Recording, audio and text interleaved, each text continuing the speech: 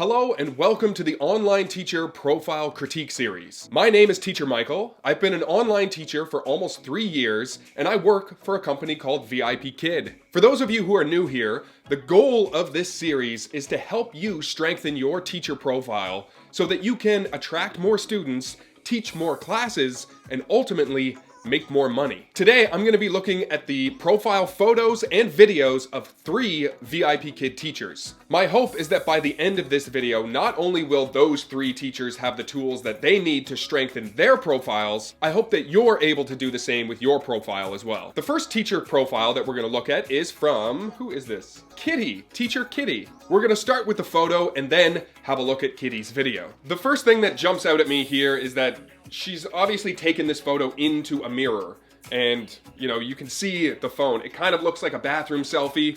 We don't want bathroom selfies here, okay? So my suggestion here would be just to flip the camera on your phone so that it's pointing back at you and take your photo that way. Everything else about it is fine. It's really friendly, it's really approachable. It's the type of photo that I think would comfort parents and say, oh, this looks like a really nice teacher, a nice friendly teacher.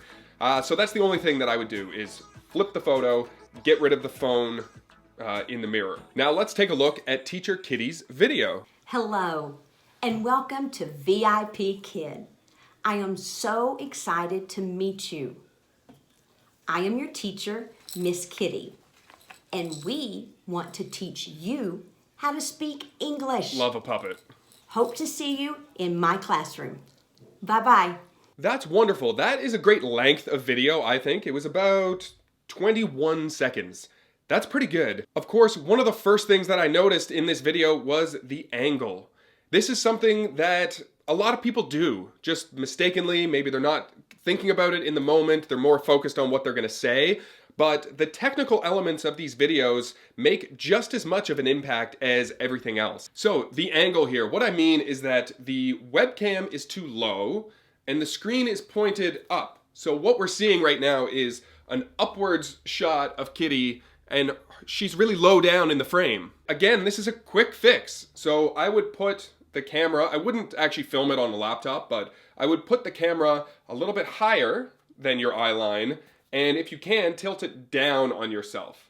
Okay, you want to come down from the top is probably everyone's best angle. So that's what my suggestion would be for the camera placement. That's going to do 2 things. It's going to be a more flattering angle for you, and it's also going to make you fill the frame a little bit better so you won't be sitting so low with all of this headroom up top. Another thing that I like about this video is the pacing of it. Hello and welcome to VIPKid.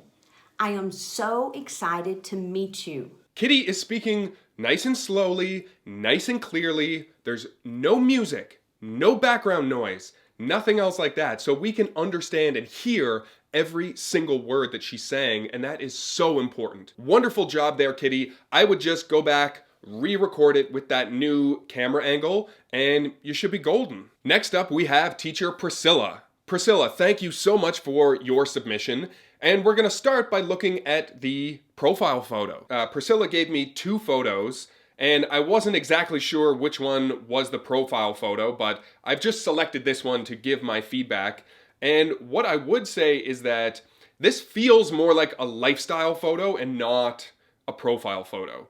In my opinion, the profile photo should only feature you, nobody else. And it doesn't have to be overly complicated. I mean, even this scenario that I'm in here right now with a black background, I'm well lit, something like this would be great. I could add a little pop of color and a thumbs up, and that's a profile photo right there. Hey! If you are struggling with your profile photo, I'm gonna suggest a video that I made. It's all about profile photos, and hopefully that video will give you a few ideas or at least an approach to your profile photo. Now, let's take a look at Priscilla's video. Hello, welcome to VIPKid.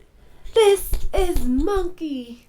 My name is Teacher Priscilla. Okay, I'm gonna stop it right there because there's one thing that I noticed, which is, every teacher across every classroom in every country, I'm sure, has this rule. Spit your gum out. No gum.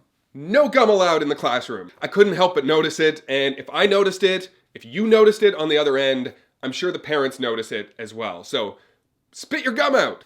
Okay, let's get back to the video. My name is Teacher Priscilla. I look forward to seeing you in the classroom. That was on the shorter side of some of the videos that I have seen. One of my other suggestions for not only Priscilla's video, but possibly for your video, I would suggest using more visual elements, more teaching tools, more props, more puppets, more toys. You can't have enough visual stimulation in these videos. As an example, let's just go through a little quick exercise here. What do you think is more engaging? I feel happy. Or, I feel happy. Having something visual like that supports the words you're saying not only makes it more understandable for the people on the other end of the video, it's just funner to watch. Funner. Jeez, you can't say funner. Funner's not a word, is it? More fun. It's more fun, that's what I meant. So those are just two little things for you to work on, Priscilla. Spit the gum out, okay? And put a couple more visual things in your video. Other than that, great job, you're off to a good start, and good luck. Our next submission comes from teacher Liz. Liz, thank you for your submission. Let's start by looking at her profile photo. This is an interesting example here because I love almost everything about it. The one thing that isn't vibing right, in my opinion, is that it feels like a screenshot taken from a video and not an actual photo. The only reason that I bring that up is because that decreases the quality of the image. I don't know about you, but when you're clicking through websites or Instagram pages or anything like that online, the quality of the images that you're looking at gives you a subliminal indication of the quality of the rest of the product or the quality of the company. Okay, this may come across rude. It's not meant to be, but a low quality image may give the impression that you're a low quality teacher. And I know you're not. I don't mean that about you specifically, Liz. I just mean that as a general blanket statement for all teachers.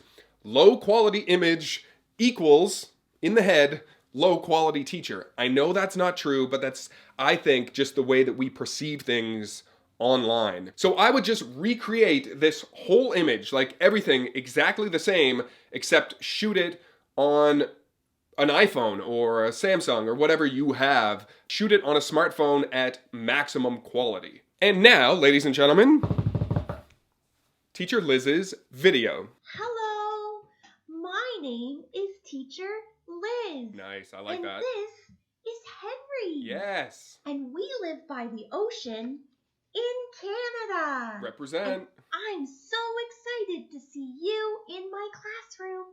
See you soon. Awesome. That's a great job. I love that. The length was great. The background is wonderful. The lighting is lovely.